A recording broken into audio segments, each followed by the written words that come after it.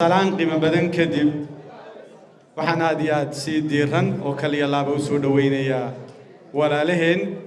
baash cabdi gaboobay iyo Salebaan Daahir Dogox labada urur ee ahaa yani ururadii aan ku soo bixin tartankii ururada ee ahaa Daljir iyo Ubax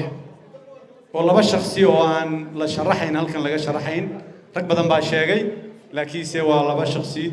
oo runtii si wacan loo garanayo iyaga iyo kaadirka ururadoodii iyo akhyaarta ay hogaaminayaan ururadoodii ah ee rag iyo dumarba leh waa soo dhaweynaynaa waxaan leenahay ku soo dhawaada xisbiga wadani si diiran idin soo dhaweynayaa waa xisbi aydan insha Allah taala qariib ku dareemi doonin waa xisbi idin baahan oo aan idinka buuxsamin waxaanu leenahay ku soo dhawaada xisbiga wadani waxaan inta uga gudbayaa soo dhaweynta dabadeed bulshada reer Somaliland inta warwarsan waxaan leenahay insha Allah doorashadii way dhacaysaa khilaafkuna uu dhamaanayaa ku talagala wadanina wuxuu insha Allah taala wixii uu ka gaabiyay xukuumadda iyo xisbigeedu waxay ka gaabiyeen iyo wixii ay gabeenba wadani baa ka bidoona insha Allah taala ku talagala waxaanu idinku bushaareynayna inaanu wadno musharax qiimo badan aqoonyahana way araga sidoo kale sita oo ku qalabaysan barnaamij siyaasadeed qurux badan waxaanu soo bandhigi doonaa dhawaan waanu la wadaagi doonaa dadka aqoonyahanka reer Somaliland waxaanu diyaar u nahay inay nagala qayb qaataan maaha dhagax laguma qorin wixii aaraa iyo talooyina waa soo dhaweynaynaa waxaan leenahay marka qof walba reer Somaliland xisbi ku diyaara oo aad wax ku darsan karto barnaamij aad raayigaaga ku beerin karto oo aad sidii dalka loo hogaaminayay iyo murashax aan dhagaa ka furaysanayn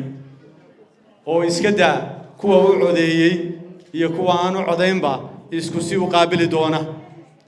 isagoo aan ku guuleysan waxa kaliya ku cadeynaysa isagoo aan doorashadii ku guuleysan ayuu intii u codeysay dhammaantood u soo mahadnaqay intuu gobolada maray de muusana markii uu yiri waa kii yiri fartiina eedaysan labadan faraq baa u dhaxeeya ninkan wadnay ninka jooga labadan faraq baa u dhaxeeya midna kii guuleystayna wuxuu yiri fartiina eedaysan kii dhacayna wuxuu u soo mahadnaqay dadkii u codeeyay buu u soo mahadnaqay oo yiri idinku waa ay codeyseen nasiibkuun baan siinine waa mahadsantiin qiimaha halkaas ka dareemi karaysaan waxaanu dadka reer Somaliland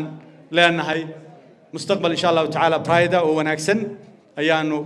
ku baaqaynaa rajaynaynaa doonaynaa inaynu isu kaashano garba isu qabsano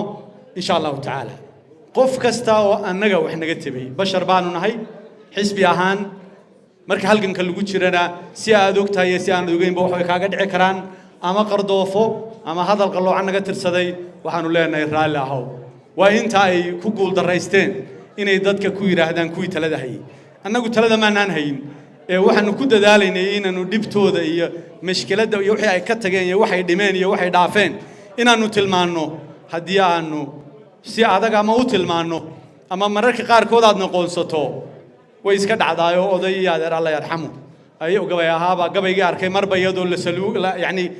la saabinayo ninkii kale loo saabinayo markaas uu gabayga cadha la mariyo markuu cabaar waday buu arkay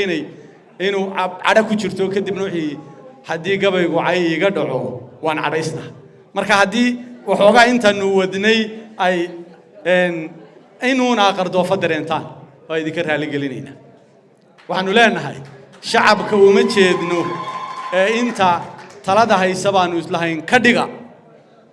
inta talada haysabaanu islahayn iyay la dhaafin inta talada haysabaanu islahayn iyay Somaliland meel daran yaan laga doonin ee ka dhiciya oo ka dhiga oo toosiya oo tilmaama oo la taliya intaasaanu ku dadaalayna laakiinse bashar baanu nahayo bini aadamku waa basharo waanu wixii inta basharku leeyahay waa qiranaynaa waa qaadanaynaa marka waxaan leeyahay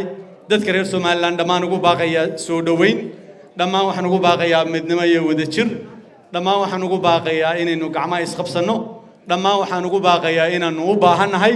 dhammaan waxaan ugu baaqaynaa barnaamij wanaagsan musharax wanaagsan iyo xisbi qiimo badan oo hadday tahay madaxdiisa iyo hadday tahay sharcigiisa iyo hadday tahay waxa weeye wadajirkiisa iyo hadday tahay himiladiisuba ku raali gelin doonto baanu kugu baaqaynaa